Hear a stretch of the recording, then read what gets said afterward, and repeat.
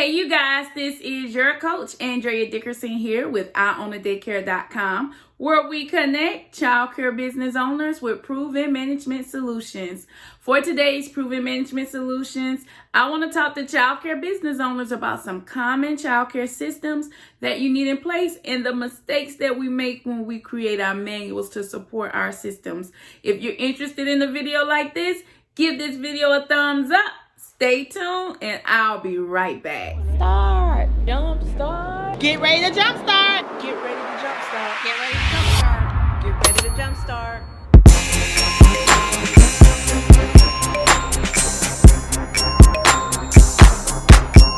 Get ready to jump start.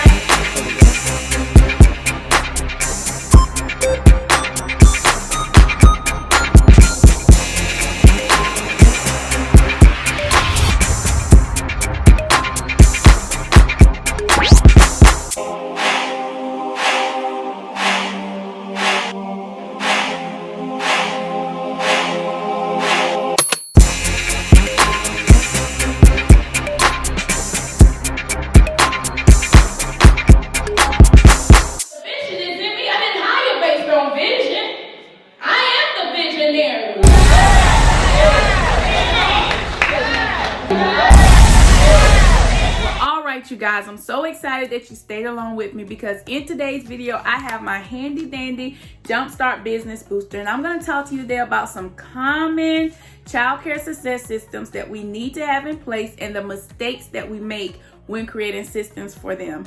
If you do not have all of your systems written out so that you can follow common childcare success systems, then I would suggest that you get the Jumpstart Daily Business Booster. It is full of the systems that are common and that you should have in place to help you own and operate a successful business.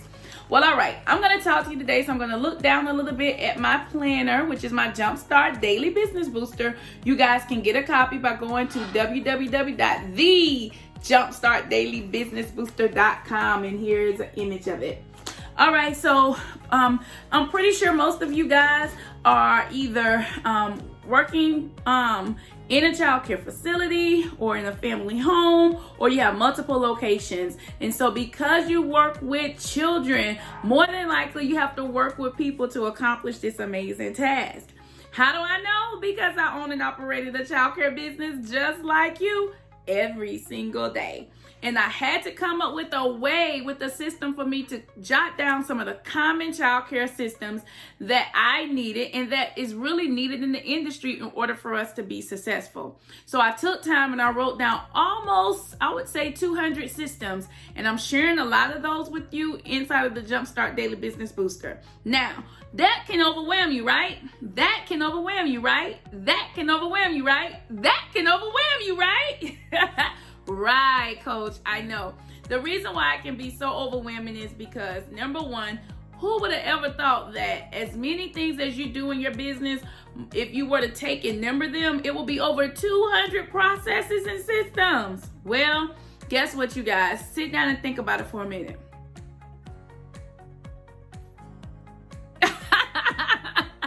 I'm playing, you guys. Yes, there are hundreds of systems that you have to remember, that you have to have in place, and that you want to reiterate with your team. And so with so much going on, it is so easy for us to write systems, create a binder, put it in a binder, but yet we still have it all set up in a way where it's not being followed through with our team. They don't understand, or they can't read it and implement it. It still takes for them to ask you time and time again how to do something. But I want to help you get out of that rut and get into success. Well, let's talk about some areas that I would suggest that you create a system for. So when you get your planner, you're going to see that this planner is broken up into about 8 different categories, okay? And on these 8 different categories, what you will learn is that this is the portion of your manual. So this section here says financial. So you will do your manual, and your manual will have a table of content, and on your table of content you will put financial. So anyone that's searching for how to manage any financial area of your business, taking payments, refunding payments, billing clients, late fees, whatever that financial system may be, they'll know to go to your table of content, look under financial, and turn to that tab in your manual. Now, here's what this video is about. Several times you all may not have the structure that a manual needs, so that's key number one. And then key number two, if you have the structure and you have the SOP, it's possible that it's not written clear enough for them to duplicate your system. So let's look at this. So you have manual, and then it says registration fee applied. So now you want to give the person who's responsible, or what role that is in your business, the title of that person, and the reoccurrence of how often this should happen. How often should this occur in your business? So you'll write that information down. And remember, when you're creating your SOPs, you're telling the person how to do something. So you would say something like, how to apply registration fees under your SOP. Not registration fee applied. This is for us. This is our trigger system as CEOs. But when you duplicate this system, you will definitely write how to apply registration fees, and then you'll implement that in your in your financial area of your manual. So this is why I highly recommend the Jumpstart Daily Business Booster, because it's full of the beginning childcare success systems that you need. So let's go to another one.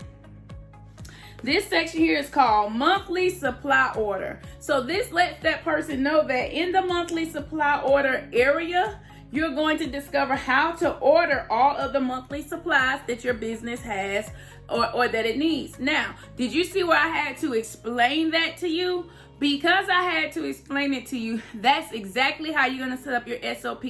Remember, you literally have to sit down and talk it out with yourself so that you can hear yourself saying these SOPs, so that you can write them down in such a way where the person can pick up what you have and read it as if you were talking to them personally.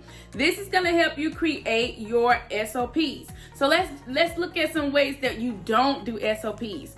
All right, so one of the ways that you don't do SOPs is you do not have your SOP written where it's not where it's leaving people up to assumption. One of the things that we have to learn is that in order to create a system, you have to eliminate the option of assumption. The reason why you eliminate the option of assumption is because if it's not written, it doesn't matter. All right, if it's not written, it doesn't matter. If it's not written, it doesn't matter. But what's written matters. So when you write it down, make sure that you emphasize the importance of this system. So say for instance, if my SOP for registration fees was how to apply registration fees, and my occurrence was upon enrollment, I will then explain to those individuals who are assisting me in my front desk, who help me accumulate new enrollments in my business. I will tell them that how to process registration fees. And then I will explain that registrations are received from parents upon enrollment. And during enrollment, we accept XYZ type of registrations, and that this is the type of paperwork that they need to collect from the parents, and that the paperwork should contain this type of information, and that we use this type of system to do the data entry, and that we enter in this type of data, and that we select this type of module so that we can set up the billing. And when we take the payment, we accept XYZ types of payments, and this is how you enter in those payments in the system. This is how you select these type of modules or this type of category for your payment. And then you will tell them when they accept the payment, what receipt to give the parents, where to get the receipt from, and how to store the money or put the money, process a credit card, whatever that process is for sealing the deal. Then you will tell them how to give the receipt back, how to email the client, and how to account for their daily money that they accepted. All of that will be included in the registration fees applied process. Why? Because I'm taking a person from beginning to end. And then you'll think of things that they'll have to troubleshoot along the way. Well, if a parent has decided that they're not going to complete the registration process and have already done the enrollment, they've come, they've left, and they came back and wanted their money back, what's your policy for that? So you give them the policy under that area. So that's how you have a successful SOP for your systems. Now, say for instance, you didn't have all of that written out, and the only thing you had written was take the payment from parents, put the payment in the drawer, give the parent the receipt. That is not thorough enough for you to say that today you're staying home, you're not going into your business, because whoever you leave running your business and they had to register a new parent, if they never saw you do it before, if they don't have a recollection of how you do it, they're not going to be able to take that payment and make it a great impression upon your customer and your client. So you need to have properly written systems in your manual so that people can take your manual, read it, and duplicate your systems right away. Well, all right, I'm not gonna bore you guys with this long video, but one thing that really changed the game for me is when I had this list. So if you wanna get this list, get the Jumpstart Daily Business Booster. It's full of these systems that you'll need to have beginning childcare success. Plus, in addition to this, to the layout, you'll also have the brainstorming worksheets for creating your SOP systems in your childcare business. Well, all right, this is your coach, Andrea Dickerson, here with IOwnADaycare.com. And thank you guys so much for watching. I hope to see you live out on tour. Take care. Bye, you guys.